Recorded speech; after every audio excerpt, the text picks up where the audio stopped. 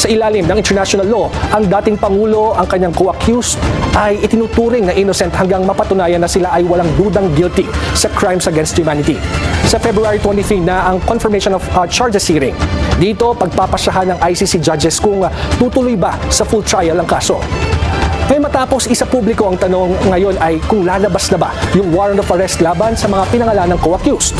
At kung sakali, paano ito i-implement matapos ang kontrobersyal na pag-aresto sa dating Pangulo at pagkulong dito sa The Hague, the Netherlands. Ayan, so mayan, malinaw na malinaw kung ano yung pinaguhugutan itong sinasabi nila na mga co-accused. Alam mo, simpleng-simple na lang yan eh. Halatang halata na to eh. Alam mo yung mga ganitong diskarte nila? Kasi kaliwat kanan to eh. Wala na dapat tong issue eh. Sa totoo lang, this is a small matter. Why?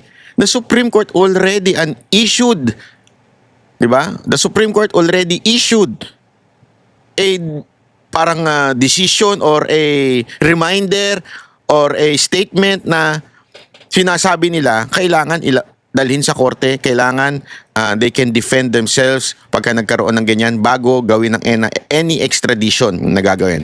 Although, walang sinabi particular na tao, pero anyone, kailangan ganun, humarap muna.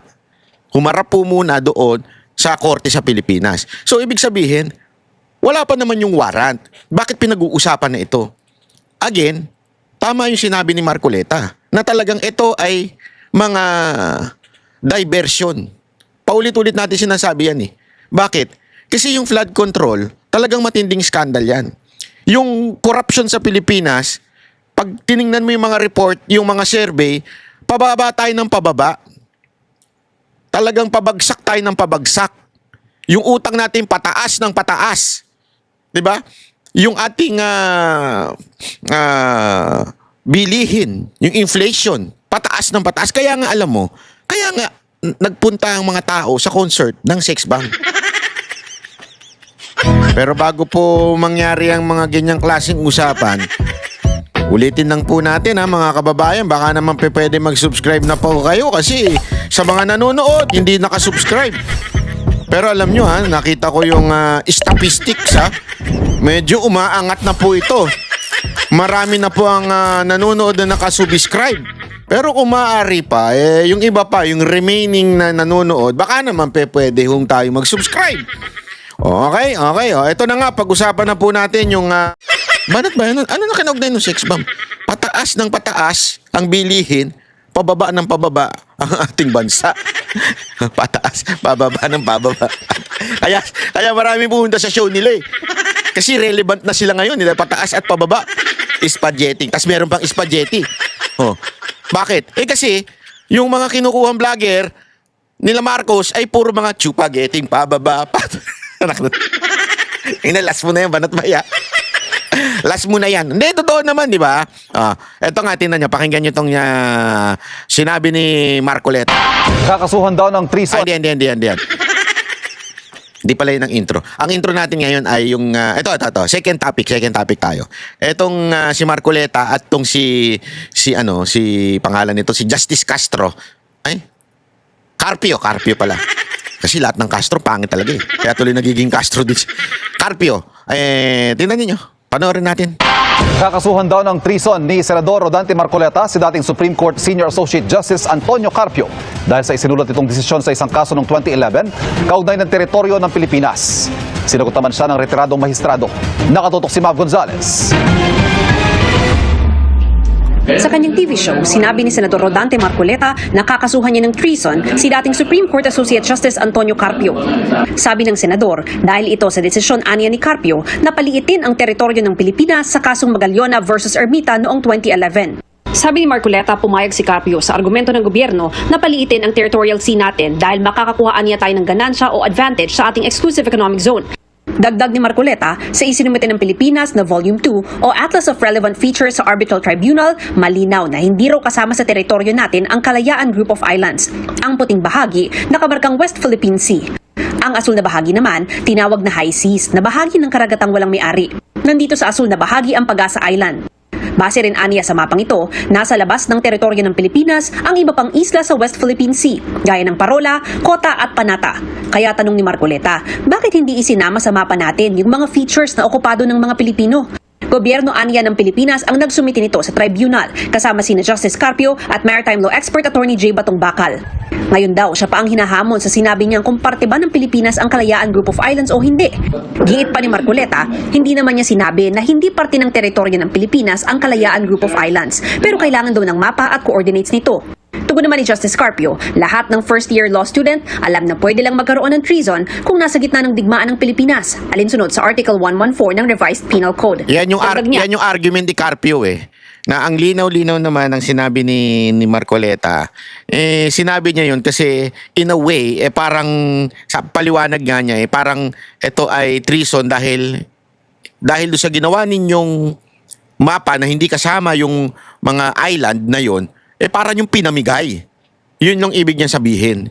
sa kasong Magallona versus Ermita, gusto ni Magallona na isama sa teritoryo ng Pilipinas lahat ng isla at katubigang sakop ng 1898 Treaty of Paris Lines. Ito ang tratadong nagtapos sa Spanish-American War at naglipat ng Pilipinas at iba pang kolonya ng Espanya sa kontrol ng Amerika. Pero ayon kay Carpio, malinaw na labag sa UNCLOS at customary international law kung isama sa Philippine territorial waters ang lampas sa 12 nautical miles mula sa archipelagic baseline natin.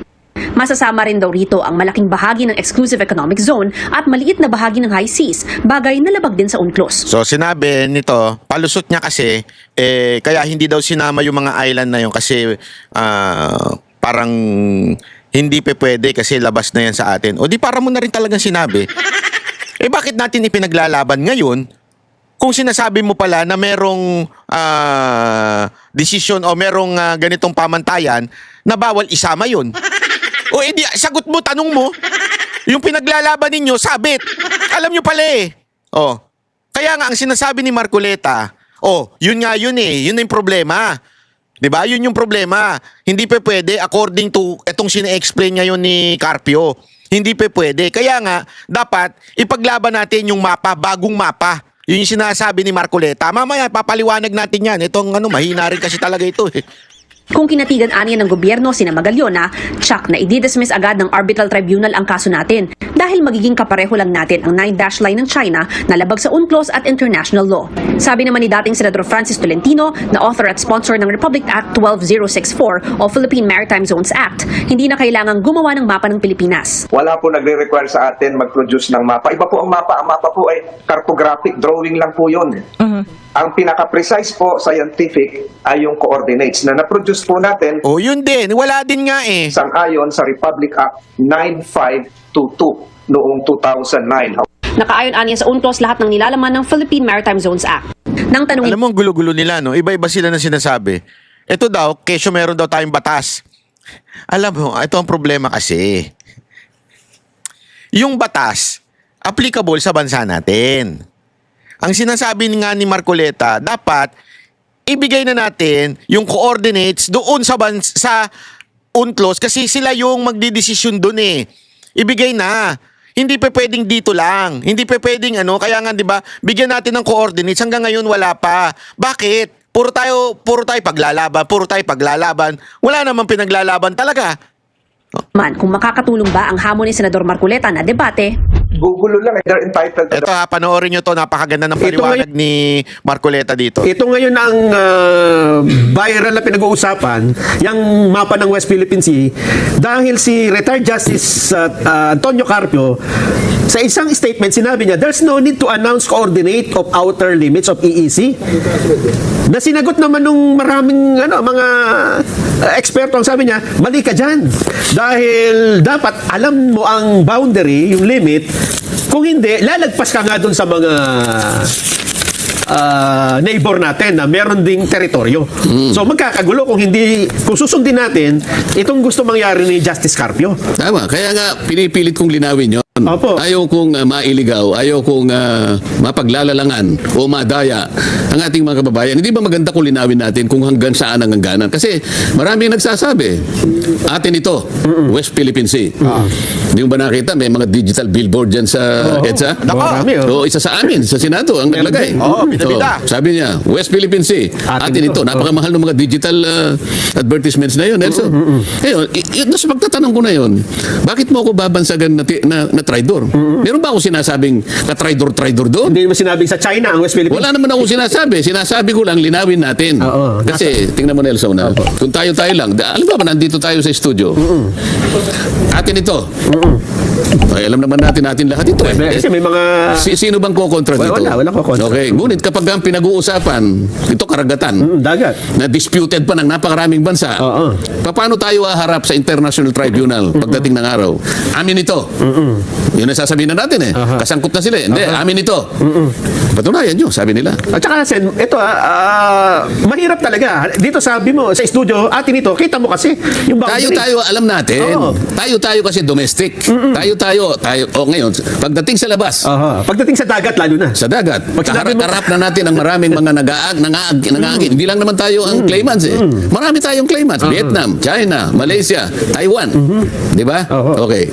Kaya ako tinatanong hanggang saan. Ngayon, para tayo ay magkaroon na ng ganap na pagkaunawa, Ayan na. kinuha ko na mismo yung volume 2. Ito yung annex ng ating Philippine Memorial. Ito yung Okay. petisyon na isinabmit natin sa tribunal noong 2022. May kinalaman nung makuha sa atin yung Baho de Masinloc. Ang volume 2 ay tinawag na Atlas of Relevant Features. Doon ay nakadrawing ang sige, pakita natin yung pwede natin ipakita yung isang slide direct. Ayan, yan po yung ating yan po yung volume 2 ng memorial. Makikita po ninyo diyan na yan ay kaso ng gobyernong Pilipino at ang China, yung arbitration. Okay. Oh. So tayo ang nag-submit ito. Oh, sa bandang kanan yan makikita mo pa yung may bandang kanan yan direct Makikita natin yung contents, ayan ang contents niya.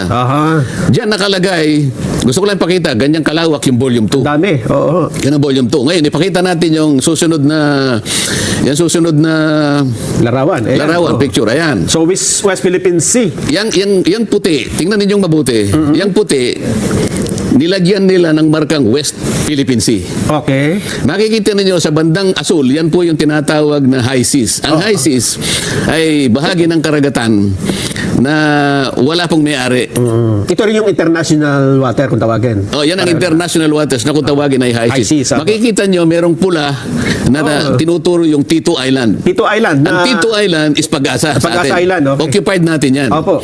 Sa ngayon, sa distansyang sinukat mismo ng ating pamahalaan, ng ating gobyerno, 227 nautical miles away from the baseline, sa ating archipelagic baseline. Itong Oo, Pag-asa. kaya nga lagpas sa ating 200 nautical miles EEZ. Oo. So nasa labas po siya. Nasa labas, pati Okay. yung parola na kung tawagin ay Northeast K, 240 naman yon. Nautical miles away from the baseline. Yung Kota, kung tawagin ay Lawita, 207 naman. Yung Panata, ito yung Lankiam K, 203. So makikita mo, Lagpas lahat. lagpas lahat, pero gusto kong malaman nyo, hindi po akong gumawa niyan. Sino? Ang gobyerno ang gumawa. Sila pong nagsumukat dyan, yan po yung distansya. Ang gusto ko lang mapansin po ninyo, bakit, nawala to, Balik mo! nawala yung mapa. Bakit po hindi nila sinama yung mga features na occupied natin? Yung KIG. Yung KIG, kasi po may mga features dyan na tayo po yung nag-occupy. Okay? Tayo nag-occupy. Malinaw na malinaw po na hindi nila sinali. Okay. Bakit ako po ba ang gumawa niyan? Hindi po. Sino gumawa? Ang ating gobyerno ang nag-submit yan sa tribunal. Sino ba? Nung i-submit niyan, kasama po si Justice. Nakikita ninyo yung mga island na nandun sa blue? 'Di ba? Nakikita nyo? Hindi sinama, dapat kasama dapat yan doon sa kiniklaim nating West Philippine Sea. Ang problema, high seas na yon, yung international water. Kaya marami nagki-claim. Dapat, kasi sa China, ang ginawa nila, inikutan nila yon. At sinabi ngayon ng UNCLOS na hindi tama yon, yung dash line na yon. Okay, hindi kinikilala. Tama yon, hindi natin kinikilala din. Ang punto dito, tayo, bakit hindi natin isinama? Yung island na nandun sa kulay blue, makikita ninyo, di ba? Bakit din natin sinama? Yun ang punto ni Marcoleta. Simple-simple lang ng punto niya. Hindi ko maintindihan. Di maintindihan itong mga gunggong natin. Carpio, katulong si Attorney Batong Bakal. Silang dalawang may pakana nito? Sila, alam nila, Kasama sila? kasama sila sa team eh. Bakit hindi nila alam? Ngayon, bakit po ako ang sinisisi nila Oo. na traitor samantalang sa mapa na yan, sila mismo ang hindi nagsama sa Kalayaan Island Group? Ayan po, malinaw yun. Kasi kung akong gagawa ng mapa, isasama ko po yun. Hindi, sabi nyo nga, labas nga sa EEC. Paano mo isasama? Ay ba, ako nang gagawa ko. Kaya ilalaban ko nga eh. Dinodrawing ko nga yung... Dahil inilalaban mo nga yung teritoryo. Kaya nga sasabihin ko siguro kung magkakatapos-tapos kami. O itong isang puti na to kako. Opo. West Philippine Sea 1. Okay. Yun namang isang Nasa loob. yun namang medyo kako ganito. Lalagyan ko ng ano West Philippine Sea 2. Ayun. Para sa ganun masakop ko. Kakatulungin ko yung number. Tulungan mo ako dito. Ilaban natin. Sino po ang unang nag-alis sa Kalayaan Island Group sa Sino? mapa Sino? ng West Philippine Sea? Sabihin mo. Sila po. Tapos ipipilit nila dapat kasama. Sino po ang traidor? Oo nga, ano. Yan po igawa nila eh. Kaya po mga kababayan na kayo pong nakikinig, lalo na po yung kababayan natin sa Kalayaan Island Group, huwag po kayong maniniwala sa kanilang mga ibinebenta sa inyo na ako po ang nagsasabi. Sila po ang una. Yan po. Yan po ay makikita ninyo sa volume. Alam mo, ang ganda ng ano dito, paliwanag ni Marcoleta dito. Kaya ka magtataka ka eh. Bakit ang pinalalabas pa nilang traidor, si Marcoleta, siya nga yung nagsasabi dito na ipaglaban natin ito. Diba? Siya nagsasabi. Sino ba nagbigay? O sino hindi binigay. Sino ba ang nagpirma, 'di ba? Nagsubmit niyan doon sa ano? Walang iba kung hindi kasama diyan si Carpio tsaka yung isang abogadong ewan ko, makakaliwa ata 'yun. Ito, na kung tawagin nga ay Atlas of Relevant Features. O yan, malinaw. Paano mo sasabihin ngayon si Marcoleta kanya traidor, inaalis niya, igiba pang ano. Doon nila ako pinipilit Samantalang sila po ang una. Ayan po napakalinaw niya, no? Sila po ang naglagay West Philippine Sea. Kitang-kita niyo po. Ayan. Pero hindi nila sinaklaw yung mga features na ngayon po ay pag-aari natin talaga sapagkat okupado po natin yung mga yan. Ipakita niyo yung susunod na mapa na gusto kong gawin sana. Na yun sana ang maging West Philippine Sea. Kaya yan ang gagawin ko. Sinaklaw ko ngayon. Ayan. Ayan, yung blue. Aha. Sa west, ayan ang mapa ng Pilipinas, yung kulay, yung puti. kulay yellow. Tapos yung puti. Yung puti, yan ang internal sea. Internal sea. Yung Yung nasa kaliwa niya, western side. Yan ngayon ang West Philippine Sea, pero sinama ko. Yun. Nakita Nakita ninyo, ayun kasama na ngayon yung island. 'Di ba? Mama, ipopokus pa yan. laki ba natin dito? Ipalakihin mo nga yan. I-zoom mo ng yan. kaunti. So ito ang...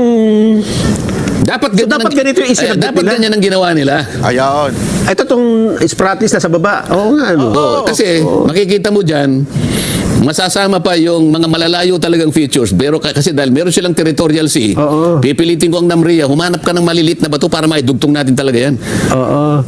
Hindi ba sen bawal nga ito dun sa 2016 arbitral ruling na hindi mo pwedeng... Ilalaban ko nga kasi ito nga, nasakop na natin ng high seas, Nelson. Okay. Bakit? Ito itatanong ko Itatanong ko sa kanila. Oo. Doon sa kaso ng United Kingdom at saka yung Mauritius. In-enclose nila yung Chagos Archipelago. Nakakuha sila sa high seas. Kaya kailangan nilang i-deposit So ilalaban mo lang talaga. Pagkatapos meron pang isa. Yung Brazil. Yung St. Peter at saka St. Paul, in-enclose niya. Nakakuha siya uli sa high seas. Kagaya ng gagawin natin, makakakuha tayo Ngayon, hanggang ngayon wala pang nag-o-object sa ginawa ng Mauritius at saka ng United Kingdom at saka sa ginawa ng Brazil. Ang problema, Sen, nag-submit na sila nung hindi kasama yung kay IG. Anong epekto nun? Hindi yun. Ang galing may example pa may jurisprudence pa. Diba, kaya alam mo, may punto si Marcoleta dito Nag-submit kasi sila mali nga May ano ba yun? May epekto ba yun sa batasyon na ito na sinabit mo tapos yung doktrina ng estoppel. anong ibig sabihin nun? Ginawa mo na ito Niloloko mo ba kami? Ito yung ginawa, tapos papalitan mo. Nako. Yun ang sinasabi ko. Ayun, di ba?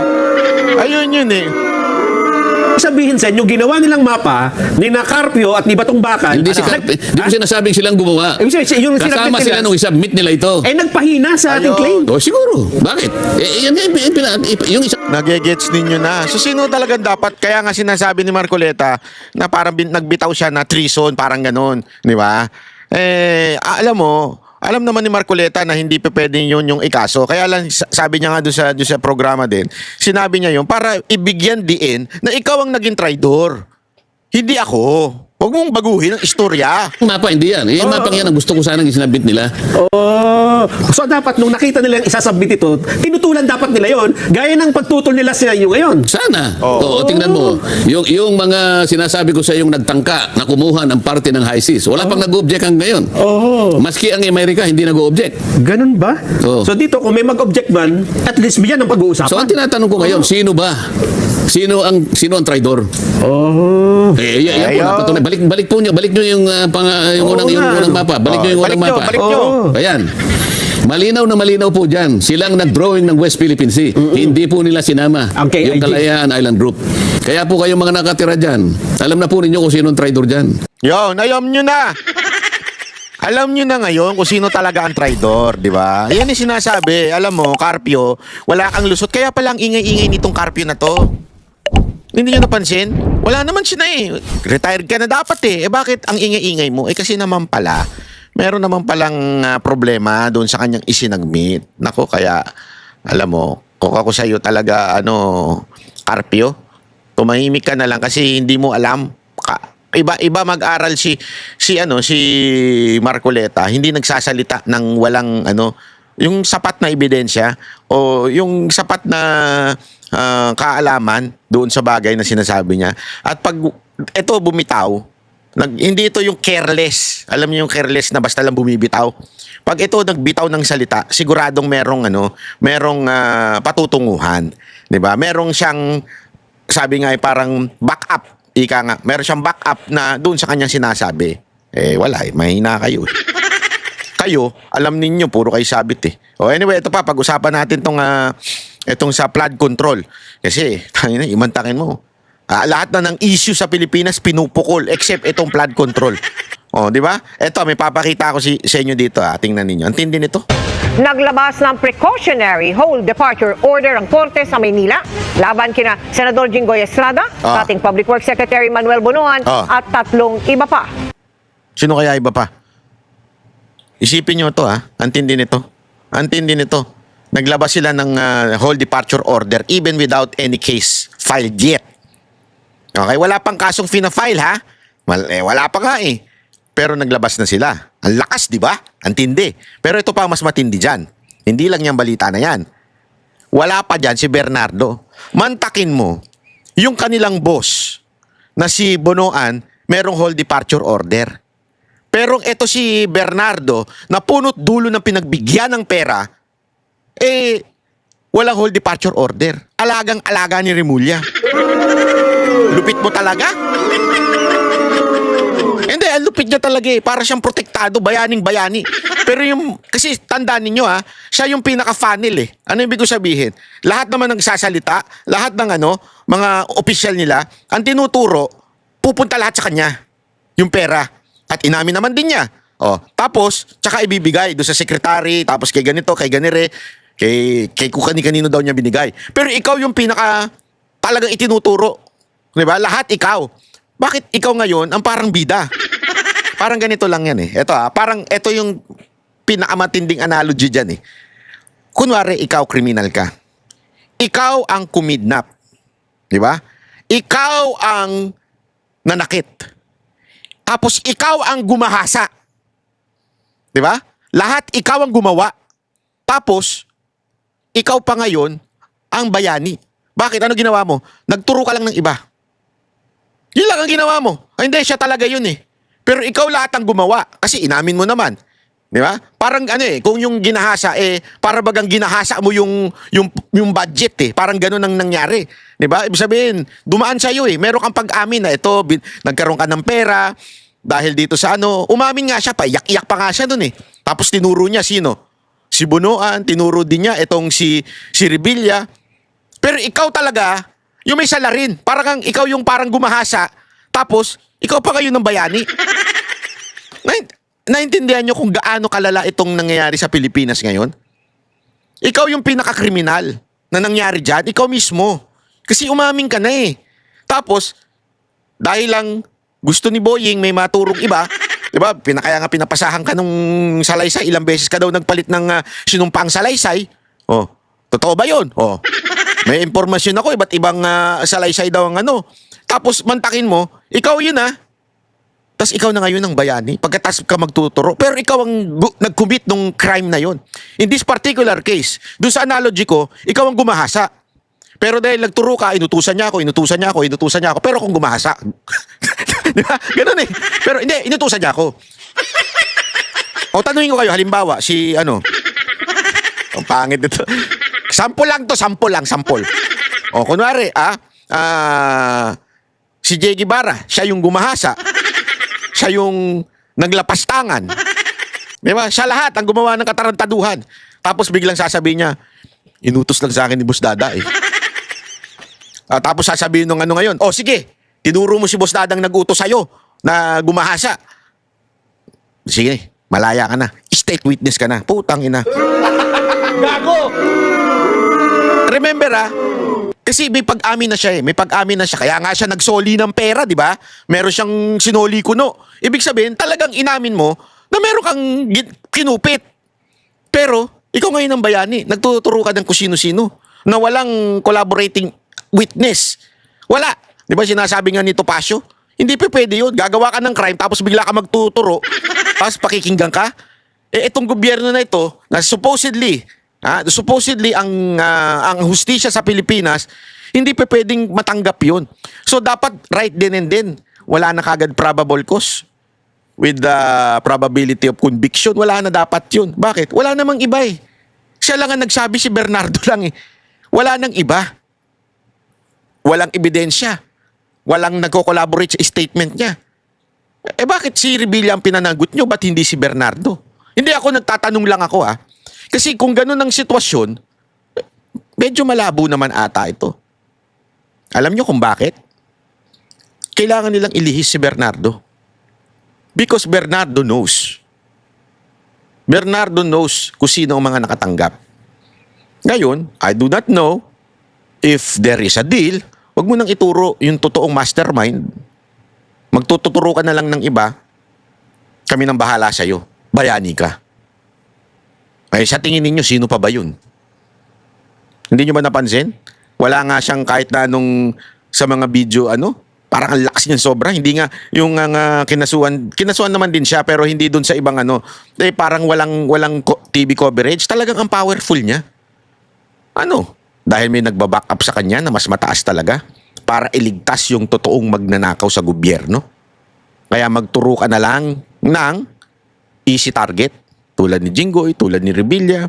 Kasi dahil nakulong na dati, pero si Revilla ay napalaya dahil siya po ay walang nakitang ebidensya, sapat na ebidensya. Acquitted po siya. Ibig sabihin, inosente siya noon.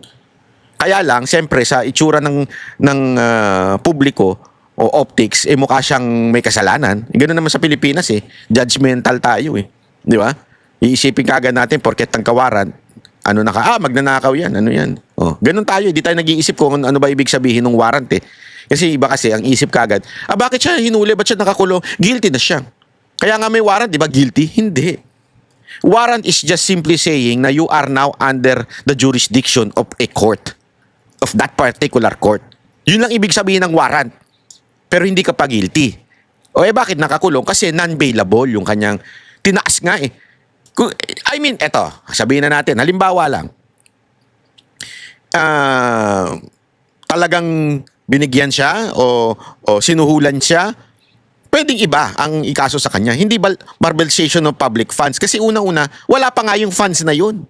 Napakalinaw nun. Wala pa yung project na yun. Wala pa yung funds. So, hindi pa pwedeng masasabing public funds yun. Hindi pa pera ng pampubliko yun. Hindi pa galing sa gobyerno yun. Galing lang yun sa individual. Yung mga contractor. So hindi dapat malversation of public funds kasi hindi pa nga public funds 'yun.